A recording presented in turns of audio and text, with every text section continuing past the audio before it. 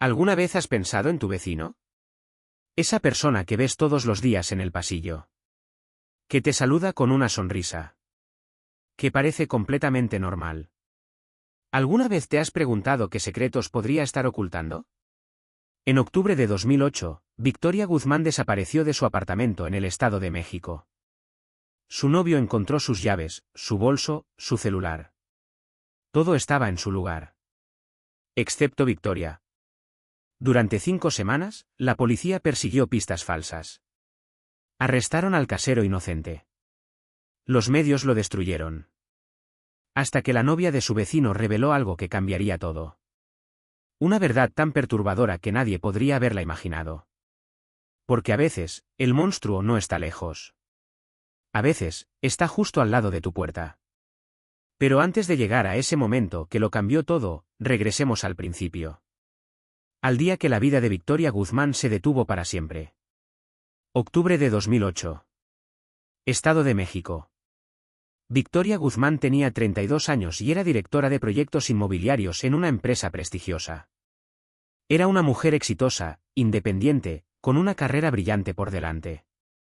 Vivía en un moderno complejo residencial con su novio Gerardo, quien trabajaba como ingeniero y viajaba frecuentemente por cuestiones laborales. Era una vida perfecta. Una relación sólida. Un futuro prometedor. Pero todo eso estaba a punto de desmoronarse. En un día común de octubre de 2008, Victoria concluyó su jornada laboral como directora de proyectos inmobiliarios. Después de una cena con colegas, se dirigió a su hogar en un complejo residencial. La noche del 10 de octubre transcurrió sin aparentes incidentes, culminando un día más en su ajetreada vida profesional. Sin que nadie imaginara la sombra que se cernía sobre el futuro. Victoria llegó a su apartamento alrededor de las 10:30. Estacionó su auto en el lugar de siempre. Subió las escaleras. Abrió la puerta. Encendió las luces. Todo normal.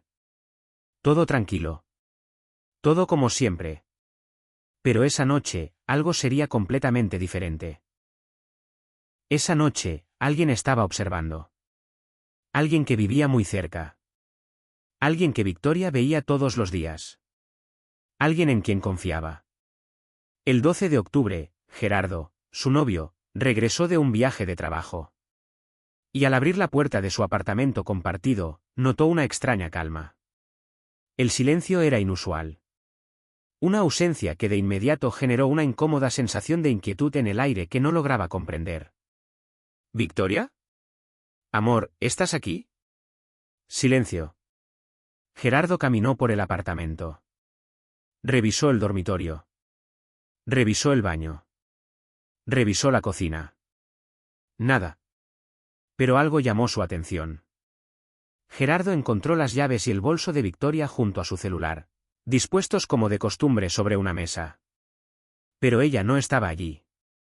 La normalidad de los objetos contrastaba drásticamente con la ausencia de su prometida, haciendo que la preocupación inicial se transformara en una alarma creciente y palpable.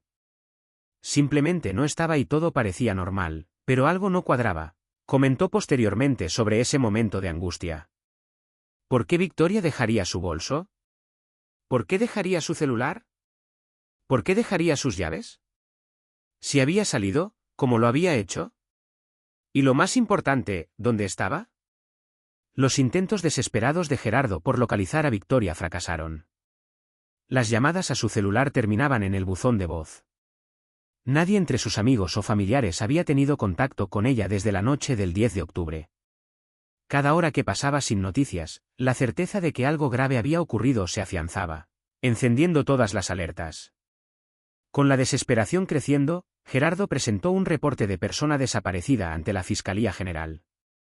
Describió la situación en detalle. Desde el regreso de Victoria a casa hasta el misterioso vacío que encontró 2 días después, confiando en que las autoridades pudieran arrojar luz sobre el paradero de Victoria. Oficiales uniformados acordonaron de inmediato el apartamento de Victoria para una revisión inicial. La búsqueda minuciosa no reveló signos de forcejeo o entrada forzada, lo que agregó una capa de misterio a la situación. Pues no había una explicación clara de lo sucedido. Parecía que solo había salido y no regresó, pero no tenía sentido, expresó uno de los agentes. Alfonso y Carmen, los padres de Victoria, recibieron la devastadora noticia a kilómetros de distancia. Y se trasladaron de inmediato al complejo. Su llegada estuvo marcada por el horror y la dolorosa confirmación de sus peores temores, enfrentándose a una realidad que nadie desearía. Solo le pedí a Dios que estuviera bien, que esto fuera solo un malentendido, dijo Carmen con voz quebrada. Lo que ninguno de ellos sabía era que Victoria nunca había salido del edificio. En medio de la creciente incertidumbre, Gerardo emitió un emotivo llamado público por cualquier pista que pudiera revelar el paradero de Victoria. Su súplica conmovió a muchos, pidiendo a la comunidad que se uniera a la búsqueda y aportara cualquier información, por mínima que fuera. La comunidad local, impactada por la noticia, se organizó en grupos de búsqueda improvisados. Vecinos y voluntarios peinaron las áreas cercanas al complejo residencial, los parques y las calles adyacentes, impulsados por la esperanza de encontrar algún rastro de Victoria. Si estás disfrutando de este caso, suscríbete al canal y activa la campanita de notificaciones para escuchar más casos como este. La investigación obtuvo una primera línea de investigación, aunque ambigua, cuando un vecino declaró haber visto un automóvil desconocido merodeando el área de los apartamentos en la noche del 10 de octubre, muy tarde. Era un coche que no reconocí y dio varias vueltas por aquí, como esperando algo, relató el vecino a los investigadores. La fiscalía estableció de inmediato una operación a gran escala, dedicando recursos considerables a la búsqueda.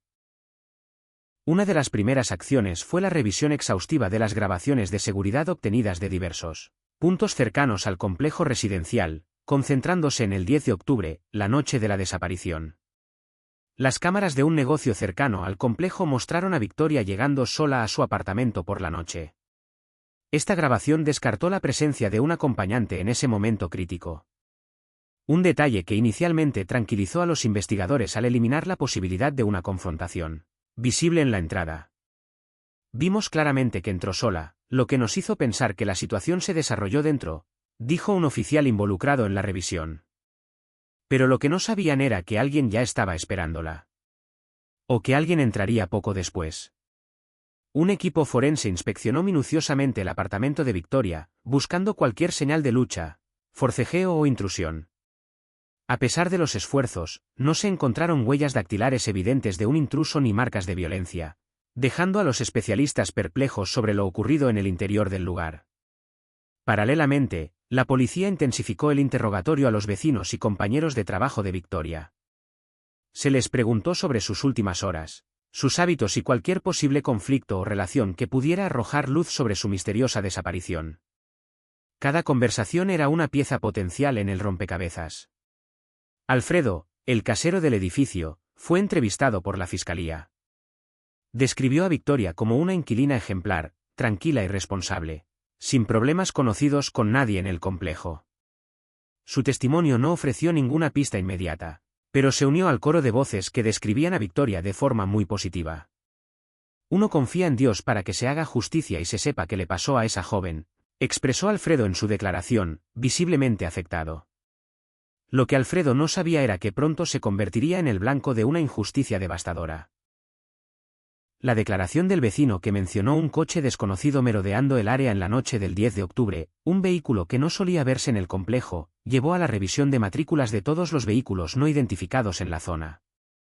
Esta tarea ardua y minuciosa se convirtió en una nueva prioridad para el equipo de investigación. Gerardo, el novio de Victoria, fue interrogado por segunda vez. Sus movimientos y su coartada para los días previos y posteriores a la desaparición fueron rigurosamente verificados por los investigadores. Aunque su angustia era evidente, su posición como pareja cercana lo convertía en una figura de interés en cualquier investigación de desaparición. Solo quiero la verdad, por muy dolorosa que sea, dijo Gerardo a los investigadores. En medio de la búsqueda de nuevas pistas, una compañera de trabajo de Victoria reveló una discusión reciente entre ella y un excolega por un proyecto importante. La tensión en la oficina se había notado. Aunque no parecía algo grave, esta información generó una nueva línea de investigación para la fiscalía, que comenzó a indagar sobre este individuo. Mientras tanto, la fiscalía rastreó la señal del celular de Victoria. Los registros indicaron que el dispositivo se apagó poco después de su llegada a su apartamento, la noche del 10 de octubre. lo que sugería que su desaparición se produjo poco después de su regreso a casa, cerrando la ventana de tiempo. La policía descubrió que el excolega mencionado por la compañera de Victoria tenía antecedentes por alteración del orden público en otra área. Este hecho, aunque no directamente relacionado con violencia extrema, lo convirtió en un sospechoso formal, intensificando la presión sobre la fiscalía para resolver el caso y encontrar a Victoria. Pero mientras perseguían esta pista, el verdadero culpable seguía libre, viviendo su vida normal. A solo unos metros de distancia. La Fiscalía General centró la investigación en el excolega de Victoria, un individuo con quien se sabía que Victoria había tenido una discusión profesional unos días antes de su desaparición. Los investigadores procedieron a interrogarlo sobre los detalles de ese altercado, buscando cualquier indicio que pudiera vincularlo con el misterio. El excolega negó vehementemente cualquier implicación en la desaparición de Victoria. Presentó una coartada, afirmando haber estado en otra región la noche del 10 de octubre, lo que requería una verificación minuciosa por parte de las autoridades para confirmar su versión de los hechos. Para corroborar la coartada, las autoridades revisaron las grabaciones de seguridad de los lugares donde el excolega afirmaba haber estado. Las imágenes, sin embargo, no ofrecieron pruebas concluyentes que confirmaran su presencia exacta en esos sitios durante la ventana de tiempo crucial. Durante la investigación, se descubrió que el excolega tenía un historial de comportamientos erráticos en entornos laborales anteriores. Aunque no existían antecedentes de violencia grave, sus reacciones impulsivas en situaciones de estrés generaron una bandera de alerta para los detectives. Siempre fue una persona difícil de tratar, pero de ahí a esto, comentó una antigua compañera. La familia de Victoria y Gerardo seguían de cerca las noticias, sintiendo una mezcla constante de esperanza y frustración. Cada nuevo rumor o pista generaba un vaivén de emociones, deseando fervientemente que cada esfuerzo de la fiscalía los acercara a la verdad. Una pista falsa surgió inesperadamente cuando un informante anónimo reportó haber visto a Victoria en una ciudad lejana cerca de la costa. Esta información, aunque vaga, provocó un desvío considerable de recursos para investigar la posibilidad de que Victoria hubiera huido. La Fiscalía General, tras una investigación detallada, descartó la pista del informante anónimo. La información resultó ser incoherente y sin fundamentos sólidos, lo que llevó a los investigadores de vuelta al punto de partida con la frustración palpable entre los miembros del equipo. «Pido a Jesús que nos guíe para encontrarla y a los responsables», dijo Alfonso, el padre. Mientras tanto, la atención mediática se intensificó drásticamente. Artículos sensacionalistas comenzaron a circular, enfocándose en el excolega y sus antecedentes, alimentando el morbo público y generando un juicio paralelo antes de cualquier conclusión formal. La presión sobre la fiscalía aumentó significativamente. La lentitud en el progreso del caso, a pesar de los intensos esfuerzos, comenzó a generar críticas en la opinión pública. La comunidad exigía respuestas y un avance concreto en la búsqueda de Victoria. Pero lo que nadie imaginaba era que la respuesta estaba más cerca de lo que pensaban. En medio de la creciente incertidumbre que envolvía la investigación, un macabro descubrimiento en una carretera rural en las afueras, a muchos kilómetros del complejo residencial, cambió drásticamente el curso de todo lo que se sabía. El 18 de octubre, la tranquilidad de una carretera rural en las afueras se rompió cuando una pareja que paseaba a sus perros realizó un macabro descubrimiento. Entre la maleza, a pocos kilómetros del complejo residencial de Victoria, encontraron un cuerpo que lamentablemente correspondía a la joven desaparecida. La Fiscalía General fue notificada de inmediato y rápidamente acudió al lugar. Una amplia zona fue acordonada con rapidez para preservar la escena mientras los primeros equipos forenses iniciaban su delicado trabajo. Fue un golpe devastador, algo que nadie quería escuchar después de tantos días de esperanza, comentó un agente sobre el momento. Los padres de Victoria, Alfonso y Carmen, fueron informados del hallazgo. La noticia les sumergió en una mezcla de horror y la dolorosa confirmación de sus peores temores. Una realidad que había acechado en la oscuridad durante más de una semana. La dignidad que habían mantenido hasta ese momento dio paso a un dolor inconsolable. El cuerpo fue trasladado para una autopsia exhaustiva, un paso crucial en la investigación para determinar la causa del fallecimiento y buscar cualquier posible evidencia que pudiera identificar al responsable. Gerardo, el novio, dijo: «Mi corazón se rompió en 1000 pedazos. Solo deseaba que mi Victoria no hubiera sufrido, que estuviera en paz con el Señor». La fiscalía inició rápidamente una nueva línea de investigación, concentrándose en la zona del hallazgo. Se interrogó a los residentes cercanos a la carretera rural y se buscaron cámaras de seguridad en propiedades aisladas que pudieran haber capturado el transporte del cuerpo. Cada detalle del entorno era vital. El 19 de octubre, la autopsia confirmó que la causa del fallecimiento de Victoria fue estrangulamiento. Este hallazgo descartó otras hipótesis iniciales como un accidente o una fuga voluntaria y reafirmó la naturaleza criminal de su desaparición, sumergiendo a la familia en una profunda tristeza. El reporte forense no dejó dudas sobre la fatalidad, declaró un portavoz de la Fiscalía. Pero lo más importante estaba por venir. Los resultados preliminares de la autopsia también indicaron la presencia de material genético desconocido en el cuerpo de Victoria. Este material, que no pertenecía a la joven ni a Gerardo, se convirtió instantáneamente en una de las pistas más cruciales de la investigación, abriendo una nueva dirección. Este nuevo descubrimiento reorientó drásticamente la investigación. A partir de ese momento, el análisis forense de este material genético se convirtió en la pieza clave para identificar a un posible responsable. Los expertos trabajaron día y noche para obtener un perfil completo del ADN. Con esta nueva evidencia, la Fiscalía descartó definitivamente al excolega de Victoria como principal sospechoso. Su ADN no coincidía con la muestra crucial encontrada en el cuerpo de la joven, lo que lo exculpó formalmente de la principal acusación. Entonces, ¿quién era? ¿Quién había matado a Victoria? Mientras la Fiscalía avanzaba con el ADN, la prensa sensacionalista desvió la atención hacia Alfredo, el casero. Con insinuaciones y artículos basados en especulaciones, lo vincularon injustamente al caso, generando una controversia pública que lo puso en el ojo del huracán, sin pruebas contundentes en su contra. El 24 de octubre, Alfredo, el casero del complejo residencial, fue arrestado bajo la sospecha de estar implicado en la fatalidad de Victoria. La noticia tomó por sorpresa a toda la comunidad que conocía a Alfredo como un profesor jubilado, generando un shock y confusión, ya que no encajaba con la imagen que se tenía de él. La prensa, siempre ávida de sensacionalismo, explotó la noticia.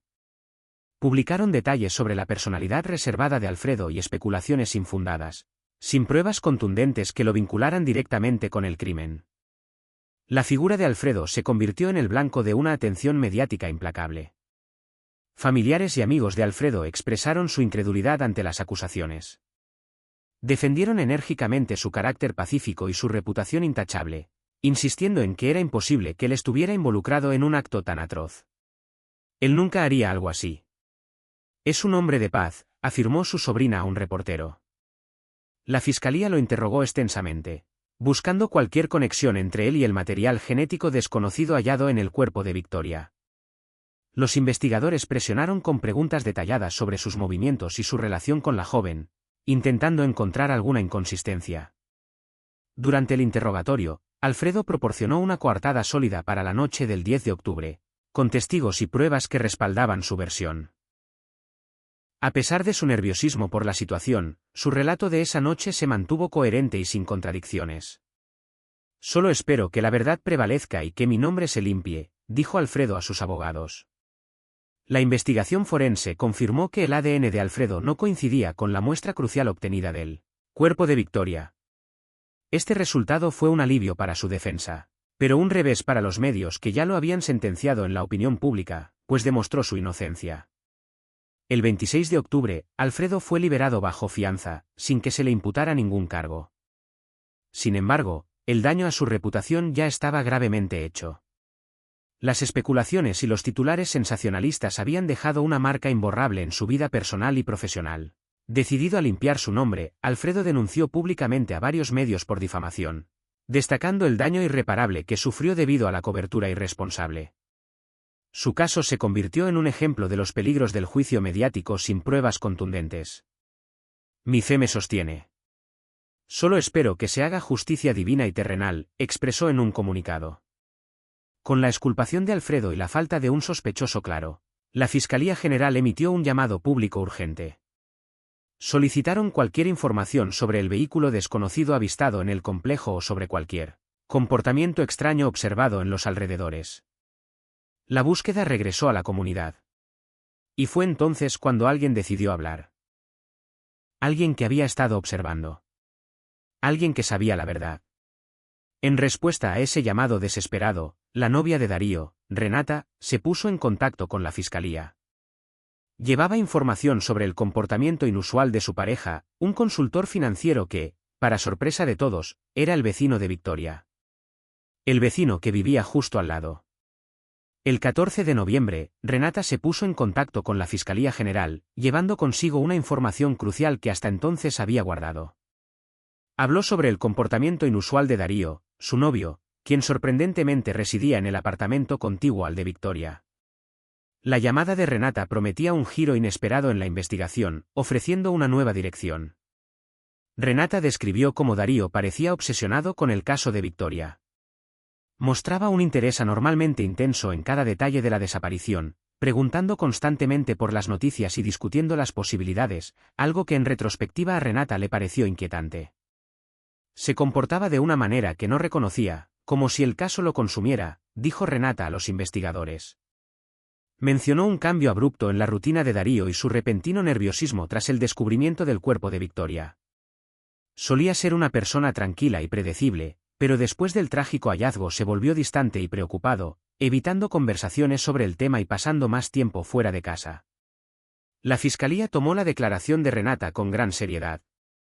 Sus descripciones eran detalladas y coherentes, lo que llevó a los investigadores a establecer de inmediato una vigilancia discreta sobre Darío. Los agentes comenzaron a monitorear sus movimientos, esperando observar alguna acción sospechosa.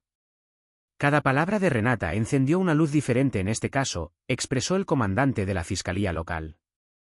Durante la vigilancia, Darío fue observado actuando de manera esquiva. Evitaba el contacto visual con sus vecinos y evadía cualquier pregunta casual sobre la situación en el complejo. Su nerviosismo se hizo evidente y cada uno de sus movimientos era cuidadosamente documentado por el equipo de vigilancia que sentía que algo no encajaba. Con las observaciones de la vigilancia y el testimonio de Renata, la fiscalía obtuvo una orden judicial para recolectar una muestra de ADN de Darío. Era un paso fundamental para comparar su perfil genético con la evidencia biológica crucial encontrada en el cuerpo de Victoria, lo que podría acercar a la verdad. Darío fue llamado a declarar, y con una apariencia de calma forzada, proporcionó la muestra de ADN solicitada. Mantuvo su postura de mero testigo, sin levantar sospechas directas durante el proceso, aunque la atención en la sala de interrogatorios era casi palpable. Mientras esperaba el resultado de la comparación de ADN, la fiscalía decidió revisar una vez más las grabaciones de seguridad del complejo residencial, esta vez con un enfoque completamente nuevo. Las imágenes del 10 de octubre, que antes no habían revelado nada obvio, ahora eran observadas con la perspectiva de un nuevo sospechoso. En una de esas grabaciones, se identificó una figura borrosa saliendo del apartamento de Victoria en un horario inusual de la noche del 10 de octubre, justo antes de que el celular de ella se apagara. La calidad de la imagen era deficiente, pero la silueta sugería una presencia no identificada previamente. Los investigadores trabajaron sin descanso en la identificación de esa figura en las grabaciones. Compararon la complexión y los movimientos con las descripciones de Darío, buscando cualquier correspondencia que pudiera confirmar su presencia en el apartamento de Victoria en el momento clave del suceso. El laboratorio forense trabajó contrarreloj, con los científicos concentrados en la tarea crítica de comparar el perfil de ADN de Darío con las muestras cruciales obtenidas del cuerpo de Victoria. Cada minuto contaba y la tensión en las instalaciones era palpable, sabiendo que el resultado definiría el siguiente paso de la investigación que ya se prolongaba por semanas.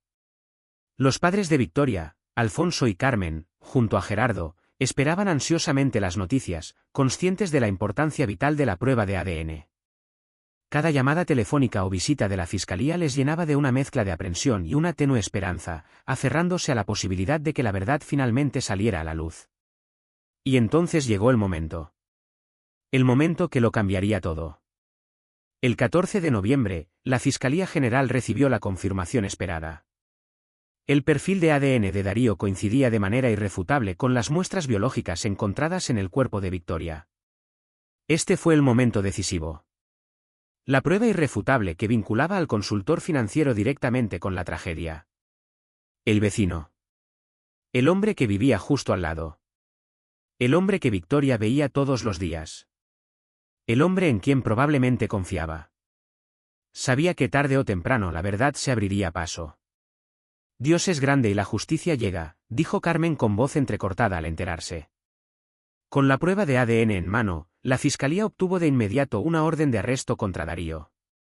La evidencia era abrumadora y no había lugar para más demoras. El comandante de la fiscalía local dio la orden y el equipo se preparó para la detención, esperando que fuera un proceso sin incidentes. Agentes de la fiscalía se desplegaron rápidamente para ejecutar la orden, aproximándose al apartamento de Darío con cautela en las primeras horas de la tarde. La operación fue planificada para ser discreta y efectiva, evitando confrontaciones innecesarias que pudieran poner en riesgo la integridad de los implicados o de los agentes. Darío fue arrestado en su apartamento, mostrando una sorprendente falta de resistencia. No hubo forcejeos ni intentos de fuga, lo que desconcertó a los agentes. Permitió que se le esposara y acompañó a los oficiales sin oponer objeción. Su comportamiento contrastaba con la gravedad de las acusaciones que ahora pesaban sobre él. Durante el traslado a las instalaciones de la fiscalía, Darío mantuvo un silencio absoluto. No dio ningún indicio de culpabilidad o inocencia, permaneciendo impasible frente a los cargos que se le imputaban. Su mutismo solo profundizó el misterio para los agentes que lo custodiaban. La noticia del arresto del vecino Darío se extendió rápidamente por toda la comunidad residencial, generando un asombro y desconcierto generalizados. Nadie podía creer que una persona tan aparentemente normal y discreta pudiera estar involucrada en una fatalidad de tal magnitud. Siempre lo vimos como alguien tranquilo. Esto es incomprensible, comentó una vecina. Los medios de comunicación cubrieron la detención con gran intensidad, resaltando el giro inesperado del caso. De un casero falsamente acusado, la atención se centró ahora en un vecino, una revelación que capturó la imaginación del público y avivó aún más el interés en la historia. Finalmente, la fiscalía inició un interrogatorio formal a Darío, presentándole todas las pruebas. Sin embargo, Darío inicialmente se mantuvo firme en su declaración de inocencia, complicando la situación para los investigadores y extendiendo la búsqueda de una confesión o una explicación clara. Pero la evidencia era demasiado fuerte. Darío fue sometido a un interrogatorio intensivo donde los investigadores confrontaron su supuesta inocencia con la contundente evidencia del ADN. Los agentes no le dieron tregua. Presentando el perfil genético hallado en el cuerpo de Victoria como prueba irrefutable de su presencia en la escena del crimen, buscando una explicación a lo sucedido. La Fiscalía General, en paralelo al interrogatorio, obtuvo una orden judicial para registrar el apartamento y el vehículo de Darío. Los equipos de investigación se desplegaron con prontitud, buscando cualquier conexión adicional que pudiera fortalecer el caso, revisando cada rincón en busca de evidencias materiales. Durante el registro del apartamento, se encontraron varios dispositivos electrónicos, incluyendo computadoras y memorias portátiles, que fueron confiscados para un exhaustivo análisis forense digital. Los investigadores creían que estos dispositivos podrían contener información clave sobre los pensamientos o actividades de Darío en los días previos a la desaparición. Cada pieza electrónica puede guardar un secreto, comentó un analista forense. Los padres de Victoria, Alfonso y Carmen, así como Gerardo, se mantenían al tanto de cada desarrollo de la investigación. Sentían una mezcla compleja de alivio por la detención de un sospechoso formal y una profunda necesidad de respuestas sobre lo que le ocurrió a Victoria, buscando justicia y la verdad. Y lo que encontraron en esos dispositivos era escalofriante. El análisis de los dispositivos de Darío reveló un historial de búsquedas y contenido que mostraba una preocupante obsesión con imágenes violentas y comportamientos perturbadores. Este hallazgo proporcionó una visión inquietante de la psique del sospechoso, sugiriendo una posible motivación detrás del acto fatal, algo que nadie esperaba de él. Búsquedas sobre estrangulamiento. Vídeos de violencia. Foros oscuros sobre fantasías criminales. Todo estaba ahí. Todo documentado. Todo guardado en su computadora. Renata, la novia de Darío, fue nuevamente interrogada. Aportó detalles adicionales sobre el comportamiento errático de Darío en los días posteriores al 10 de octubre, mencionando su nerviosismo extremo y la forma en que evitaba hablar sobre Victoria. Empecé a unir las piezas y todo se volvió aterrador, declaró Renata con evidente temor. Mientras tanto, los investigadores reexaminaron las grabaciones de seguridad del complejo residencial, esta vez enfocándose específicamente en el vehículo de Darío durante la noche del 10 de octubre. La nueva perspectiva y el conocimiento de un sospechoso específico permitieron una observación mucho más detallada de las imágenes. De forma crucial, se logró identificar el vehículo de Darío saliendo del complejo residencial a una hora inusual de la madrugada, unas horas después de que Victoria regresara a casa. Las imágenes, aunque no totalmente nítidas, confirmaron que Darío había movido su coche en la ventana de tiempo donde el cuerpo de Victoria pudo ser trasladado, lo que generó una fuerte prueba circunstancial. Los expertos de la Fiscalía consolidaron todas las pruebas recabadas, el ADN, el historial de búsquedas, el testimonio de Renata y las grabaciones de seguridad. Con cada pieza encajando, el comandante de la Fiscalía local sentía que tenían un caso sólido, preparando todo para una fase judicial crucial. La presión sobre Darío aumentó dramáticamente cuando los investigadores le presentaron las imágenes de su vehículo y el patrón de comportamiento revelado por sus búsquedas. La acumulación de pruebas lo dejó sin respuestas convincentes, acorralado por la verdad que se iba revelando. Darío, aconsejado por su defensa, se preparó para el juicio con una estrategia legal que buscaba reducir la gravedad de la acusación.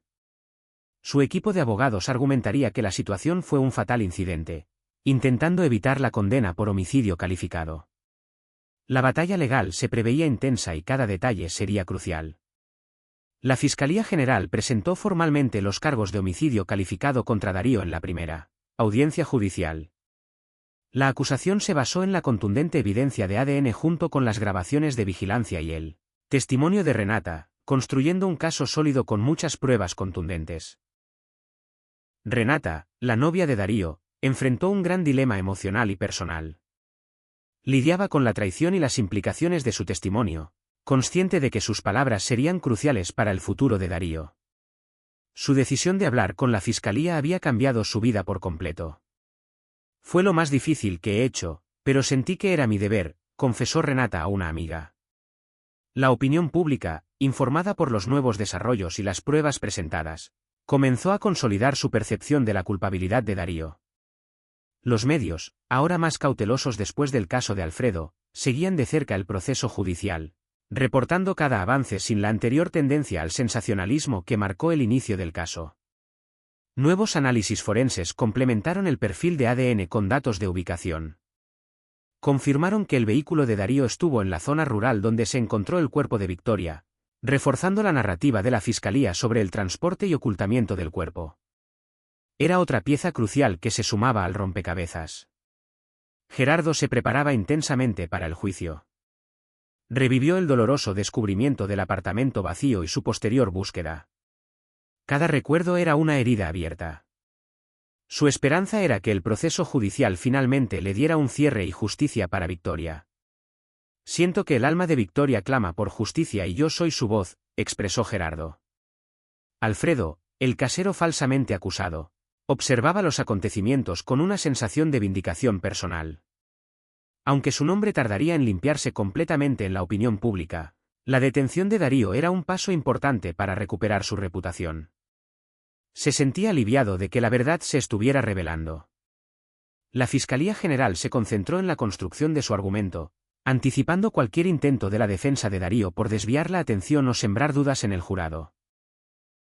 Prepararon cada detalle, cada testimonio, cada pieza de evidencia con la determinación de asegurar una condena.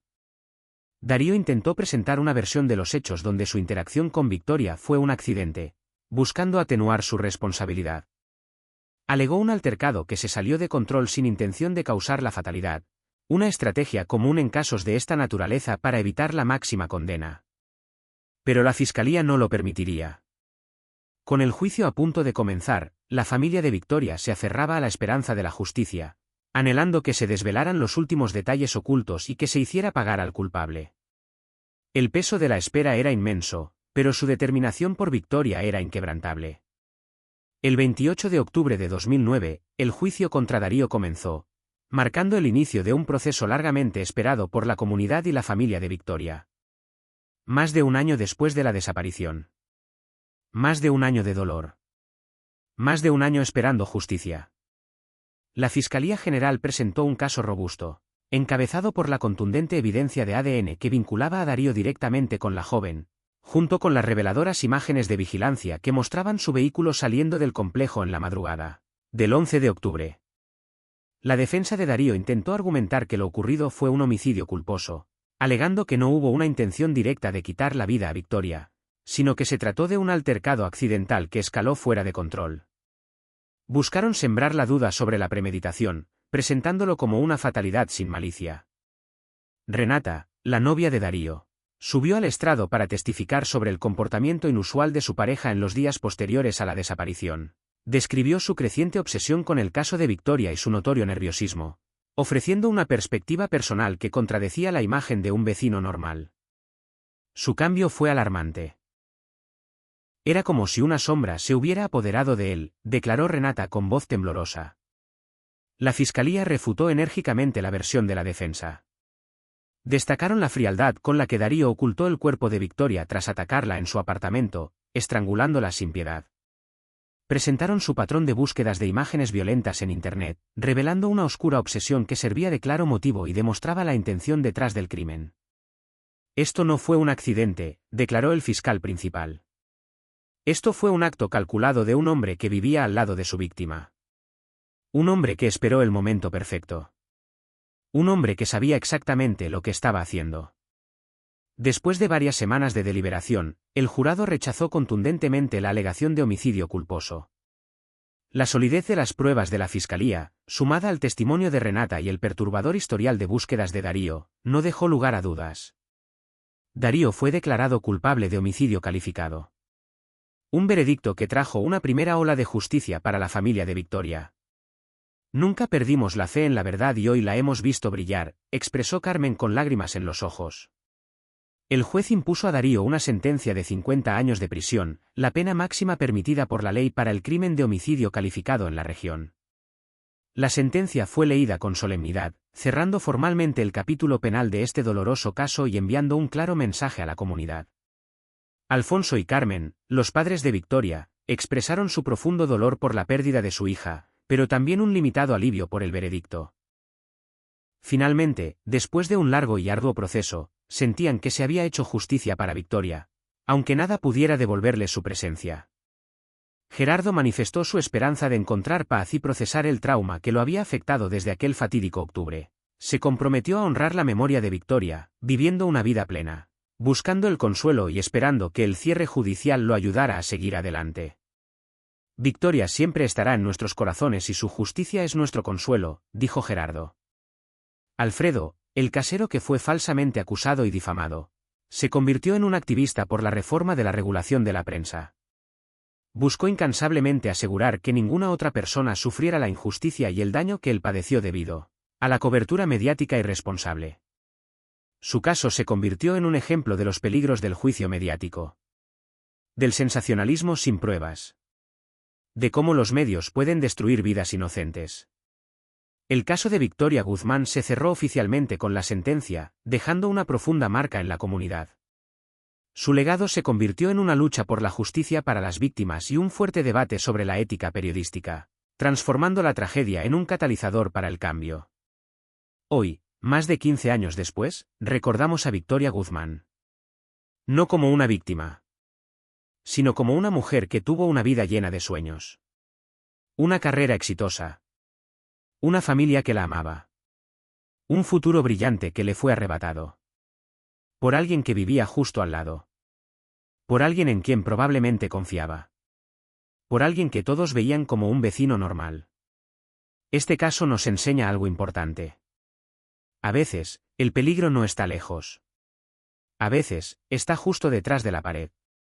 A veces, el monstruo es tu vecino. Si me acompañaste hasta el final, por favor dale un me gusta al vídeo.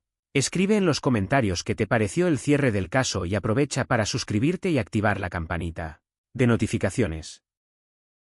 Continúa conmigo y mira el próximo vídeo en la tarjeta que aparece aquí en la pantalla. Te veo en el próximo caso de nuestro canal.